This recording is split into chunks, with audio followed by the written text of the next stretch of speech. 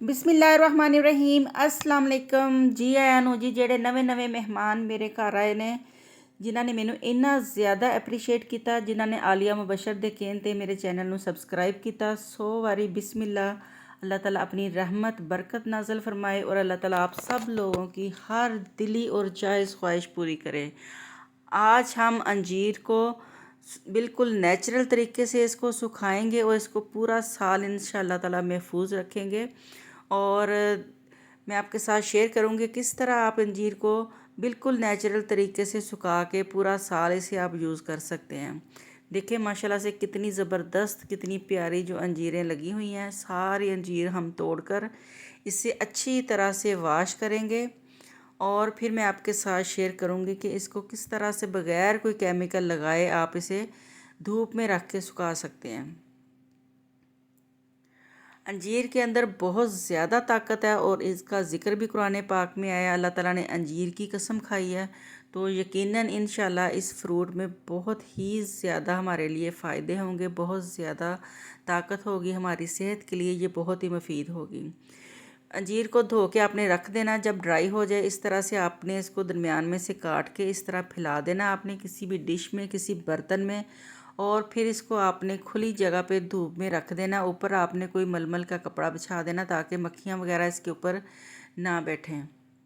2 से 3 दिन के अंदर इंशाल्लाह आप देखिएगा हमारी जो अंजीर है बिल्कुल ये ड्राई हो जाएंगी। अब आ गए हैं जी हम लॉन में, और लॉन में जो भी एक्स्ट्रा टानियाँ लटकी हुई थी, नीचे जो पौधा था बिल्कुल उसके अंदर इसकी शाखें जा रही थी और कुछ छोटी छोटी शाखें जो बिल्कुल सूख चुकी थी। माली से उस दिन कहा भी था कि इसको अच्छी तरह से साफ़ कर देना, लेकिन उसके साथ कोई भी हेल्पर नहीं आया था, वो अकेला ही आया काम करने के लिए। तो मैंने सोचा कि मैं इस पौधे की अच्छी तरह से जो कटाई है वो कर दूँ। ये देखिए कितनी सूखी सूखी टानियाँ भी निकली हैं और जो शाखें नीचे लटक रही थी वो भी मैंने तोड़ दी हैं। और ये जो टमाटर का पौधा है इसकी वजह से ये फूलों वाला पौधा वो सारे ख़राब हो रहा है और इसके साथ फल भी अब ना होने के बराबर है। तो हमने सोचा कि इसको हम जड़ से ही निकाल देते हैं ताकि जो इतना प्यारा खूबसूरत फ्लावर्स लगे हैं जो पौधा है वो इसकी वजह से ख़राब ना हो।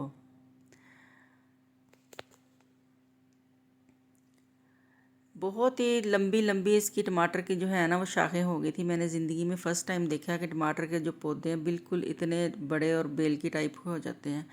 ये देखिए माशाल्लाह से कितना खूबसूरत पौधा है, ये मुझे बहुत ही पसंद है। और मैं हमेशा सुबह उठ के थोड़ा सा टाइम इसके पास आके स्पेंड करती हूँ, इसको देखती हूँ। इसका कलर पत्तों का इतना फ्रेश है, इसके जो फूल हैं इनका कलर इतना खूबसूरत, और अल्लाह ताला की बनाई हुई जो चीज़ें हैं उसके ऊपर हम गौर व फिक्र करें तो इसमें भी हमारे लिए काफ़ी दर्जा है।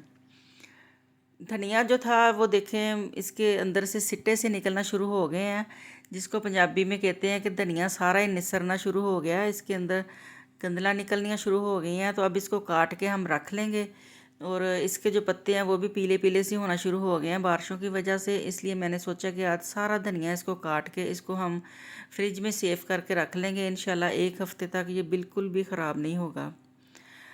और माशाल्लाह से देखें जो हमारा पुदीना था जिसको हमने एक दफ़ा काट लिया था, अब दोबारा से जो पुदीना हमारा कितना ज़बरदस्त होना शुरू हो गया।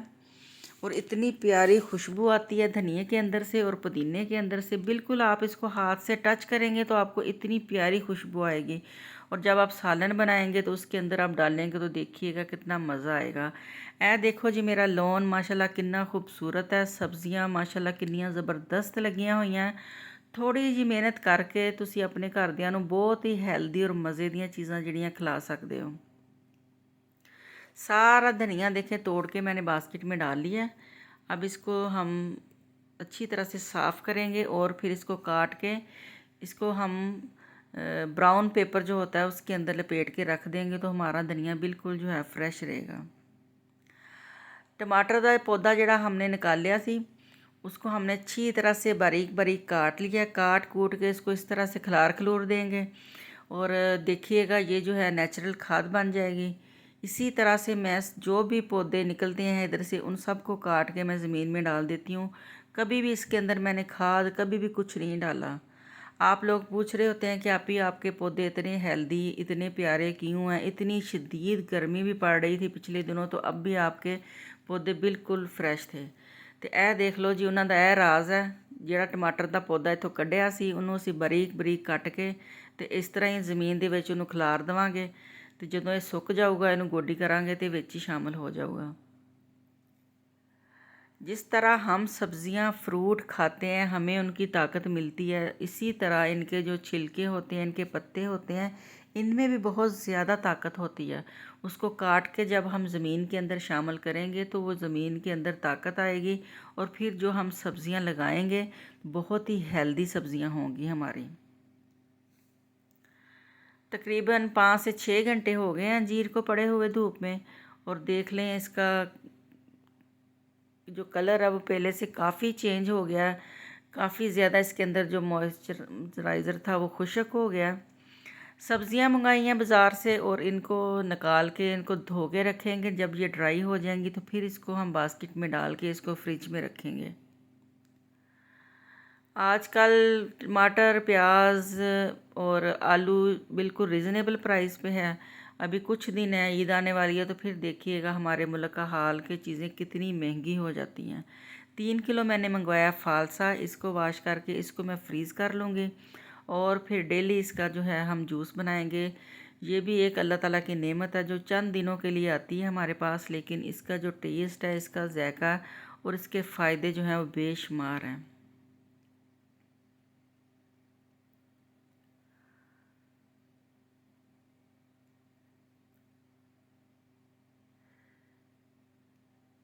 टमाटर जो हैं उनको भी मैं बिल्कुल वॉश करके उनको मैं ऐसे ही फ्रीज़ कर लूँगी। अब बना लें जी हम लोग कद्दू का सालन। तो बहुत ही ईजी और आसान रेसिपी है। चुल्हे के उत्ते कढ़ाई रखो, विच तुसीं थोड़ा जिहा पाओ तेल, प्याज पाओ, टमाटर पाओ ते विच पा दो कद्दू, थोड़ा जिहा नमक पाओ, लाल मिर्च पाओ, इहनूं हिला हलू के ते हांडी नूं रख दिओ ते 15 ਤੋਂ 20 मिनट ਦੇ ਵਿੱਚ ਤੁਹਾਡਾ सालन रेडी।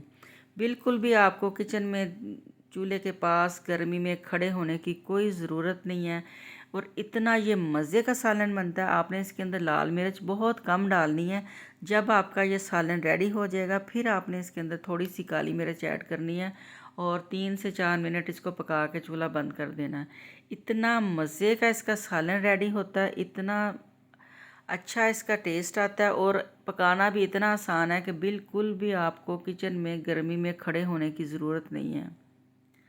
आजकल बहुत ज़्यादा फिर दोबारा से गर्मी पड़ना शुरू हो गई है, तो आप इस तरह से सालन पकाएंगे और मुझे आप दुआएं देंगे कि वाकई ये इतना आसान और इतना मज़े का सालन बनता है। तकरीबन 2 बजे का टाइम हो गया और 2:30 बजे होना है मीरब का प्रैक्टिकल। आज उसका आखिरी प्रैक्टिकल है, तो उसके साथ अब मैं जा रही हूँ स्कूल। घर से निकलते हुए आपने घर से निकलने की दुआ पढ़नी है और फिर आप जब घर से निकल जाएंगे फिर आपने सफ़र की दुआ पढ़नी है, आयतल कुर्सी पढ़नी है और इंशाल्लाह ताला आपको अपनी हिफ्ज़ व ईमान में रखेगा। घर से निकलने की जो दुआ है उसका इतना फ़ायदा है, इतने उसके दर्जात हैं, और जो हम सफ़र की दुआ पढ़ते हैं वो इतनी आपकी हिफाजत करती है। और जो आयतल कुर्सी है ये जो हमारे कुरान पाक की सबसे बड़ी आयत है और इसके बेशुमार फ़ायदे हैं। लेकिन जो भी आप कुरान पढ़ते हैं उसमें आपकी जो सोच है जितनी पॉजिटिव है उतना ही आपको फ़ायदा होगा। ये नहीं कि आपका ज़हन किसी तरफ है, सोच आप कुछ रहे हैं और आप कुरान पढ़ रहे हैं। अगर आप बिल्कुल अल्लाह ताला से लो लगा के, अल्लाह से दिल लगा के आप कुरान पाक पढ़ेंगे तो इंशाल्लाह देखिएगा कि आपके कितना आपको सुकून मिलता है और उसके कितने फ़ायदे होते हैं। आ गया जी स्कूल जहाँ पे उसका मीरब का प्रैक्टिकल है, और माशाल्लाह से देखें सिटी के अंदर मेन बाज़ार में ये स्कूल है और कितना माशाल्लाह से बड़ा है और कितने बड़े बड़े इसके ग्राउंड हैं।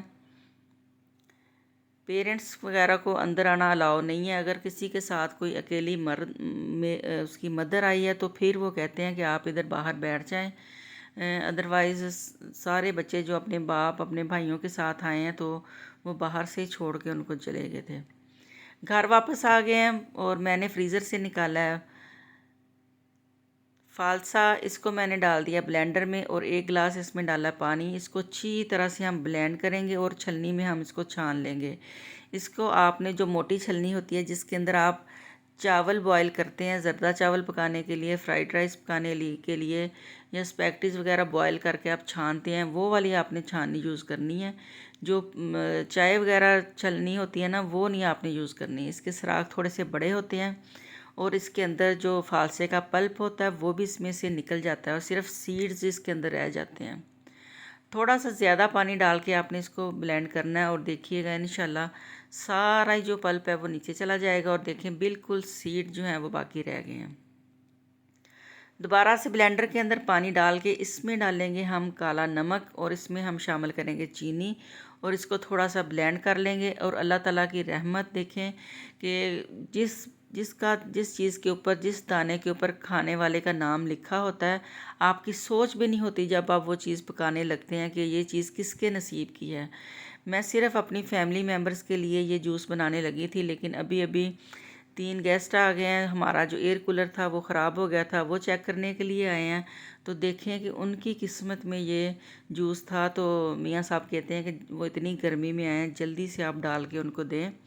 تو الحمدللہ ہمارا بہت ہی مزے کا اور بہت ہی ہیلدی جوس ریڈی ہو گیا. اس کو ڈالیں گے اب ہم گلاسوں میں اور 1 گلاس جو ہے وہ میں عائشہ کو دوں گی. عائشہ کو یہ بالکل بھی پسند نہیں ہے، لیکن جب اس کو میں سمجھاتی ہوں کہ اس کا اتنا فائدہ ہے، آپ ہیلدی ہو جاؤ گے، آپ کو اللہ تعالیٰ شفا دے گا، تو پھر وہ میرے کہنے پہ ½ گلاس پی لیتی ہے، ورنہ اس کو پسند نہیں ہے. لیکن الحمدللہ مجھے، میرے ہسبینڈ کو یہ بہت ہی زیادہ پسند ہے. میری ہیلپر جو ہیں وہ بھی دونوں بہت شوق سے پیتی ہیں.